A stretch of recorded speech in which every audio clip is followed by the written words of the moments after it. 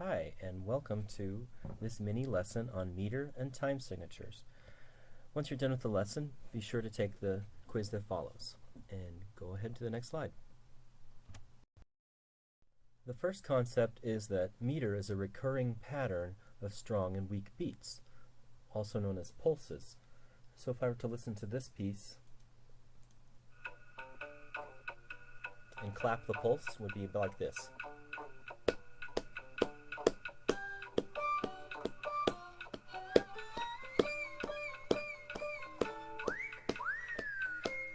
Now, I'm starting to feel strong, weak, strong, weak, strong, weak, strong, weak.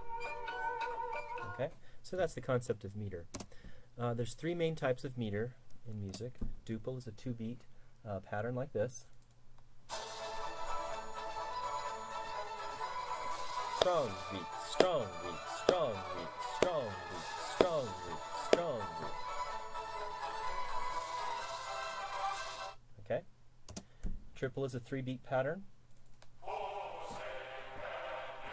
Strong, weak, weak, strong, weak, weak, strong, weak, weak, strong.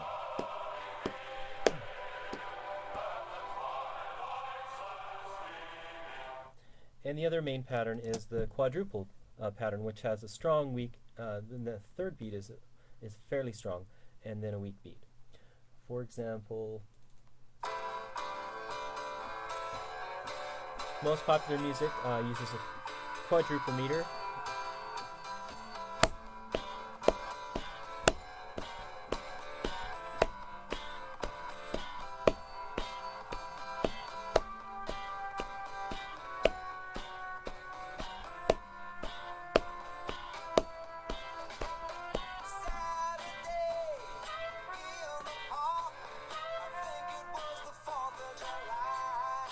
Okay. In addition to these three main types of meter, we can also classify it by whether the beat divides into 2 parts or whether it divides into 3 parts. When it divides into 2 parts, we call that a simple division, or we can call it a simple meter.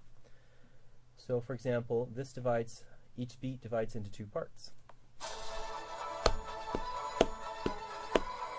1 and 2 and 1 and 2 and 1 and 2 and 1 and 2 and 1 and da da da da da da da 1 2 like that. So each beat has 2 parts. Versus a compound division where each beat divides into 3 parts. For example, in this piece.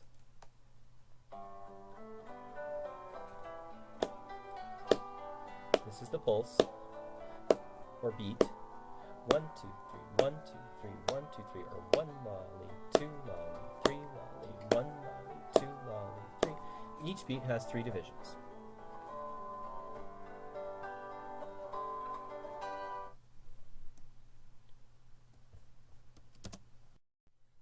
Now let's talk about time signatures. And right now let's talk about time signatures in simple meters.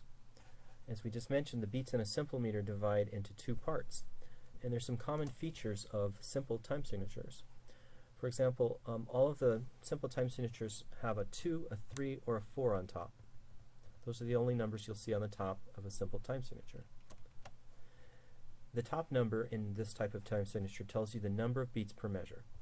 So all of these are 2 beats per measure, so they're duple meters.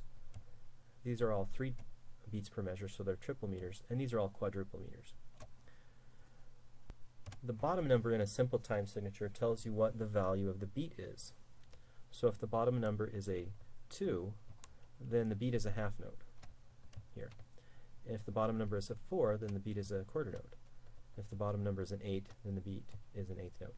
And each one of these beats divides up into 2 parts. That's what makes them simple meters. So for an example, a simple triple meter would be one of these. It's a triple meter because it has 3 beats per measure, and each of those beats divides into 2 parts. So 3/4 is a simple triple meter, whereas 2/2 is a simple duple meter, and 4/4 is a simple quadruple meter. These are all simple meters.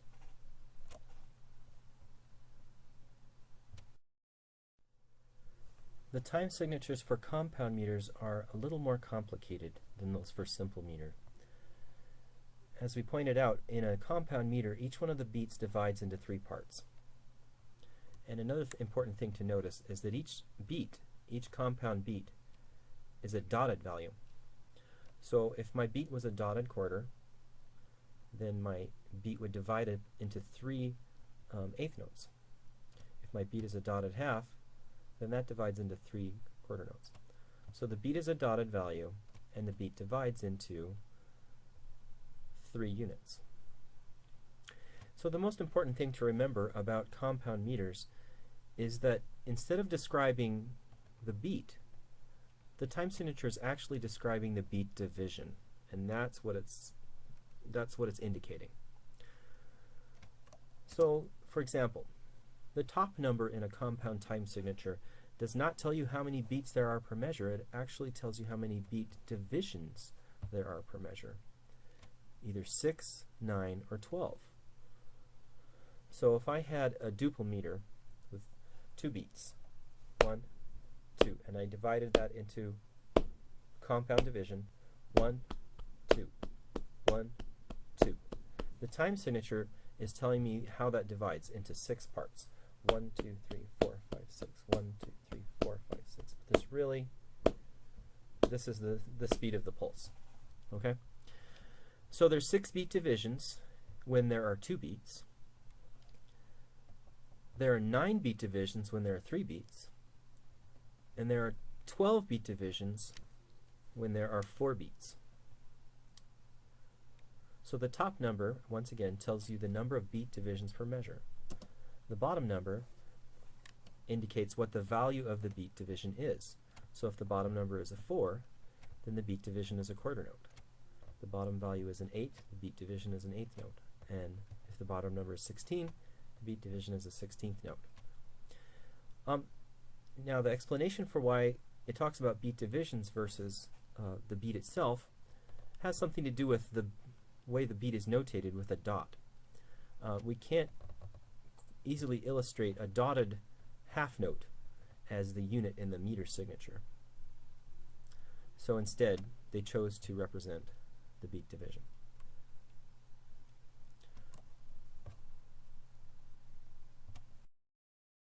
Here's some more information to help you understand compound meters. If you wanted to know how many beats there were in a measure of compound meter, or what the beat was, you're going to have to perform some simple calculations, since the time signature tells you about the beat division rather than the beat itself. First of all, to determine how many beats there are per measure, you'll need to divide the top number of the time signature by 3. So if the time signature is 9/8, then the number of beats would be 9 divided by 3, or 3 beats. In other words, 9/8 is a triple meter, a compound triple meter. In 12/4, you divide 12 by 3, and the result is 4. So there's 4 beats per measure, and so it's a quadruple meter. This is a compound quadruple meter. Since each beat contains 3 beat divisions, the duration of the beat, if you want to find out what the beat is, the beat duration is equal to 3 of the bottom number. So if my bottom number is 8, as in 6/8, the beat is going to be 3 of those eighth notes. So 3 eighth notes would be a dotted quarter note.